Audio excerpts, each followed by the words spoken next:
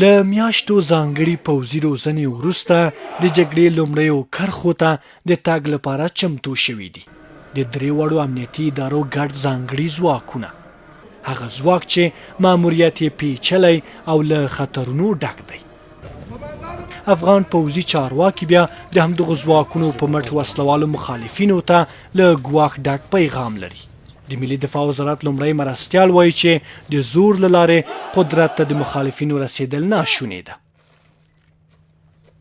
پلچک به ورانولی شي، مکتب به ورانولی شي، کلینیک به ورانولی شي، سړک به ورانولی شي، کوم ځای کې به هدفي وژنې کولی شي، زموږ کدرونه به ټارګټ کوي، اما نظام ته سقوط ورکولی نشي او خپلو شومو اهدافو دپاره کامیابېدلی نشي.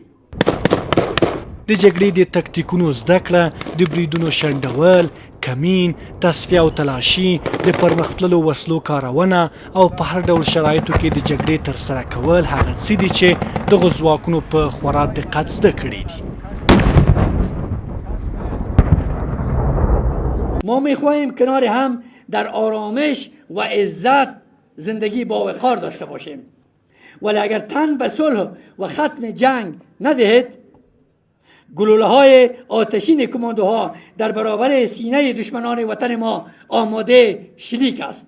د ملي اردو، ملي پولیس او ملي امنیت دغه خاص ځواکونه په داسې حال کې د یو جنګي ماموریت لپاره استول کیږي چې په دې وروستیو کې د طالبانو بریدونه هم زیات شوي، خو دغه ځواکونه بیا د وینو په بیه د خپل هیواد د ساتنې ژمنه کوي.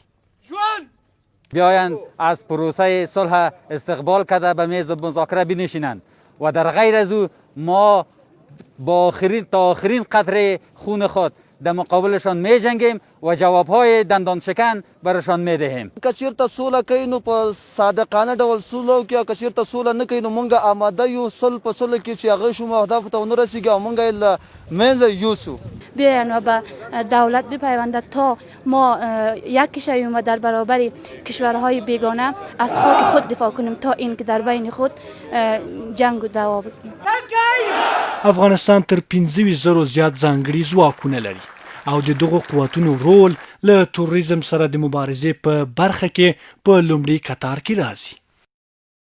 په پراخ او پیچلو عملیاتونو کې ګډون، د ولسوالیو او د ولایتونو د سقوط مخنیوی او د طالبانو په ګډون د ټولو مخالفو ډلو حملې په شا تنبول هغه ماموریتونه دي چې همدغه ځواکونه یې پر مخ وړي. افغان ځانګړي ځواکونه اوس مهال د ټولو مخالفو ډلو پر وړاندې د مبارزې د ملا تیر جوړوي. ناشونی د افغانستان ملي راډیو تلویزیون د ځانګړو ځواکونو قل اردو، کابل.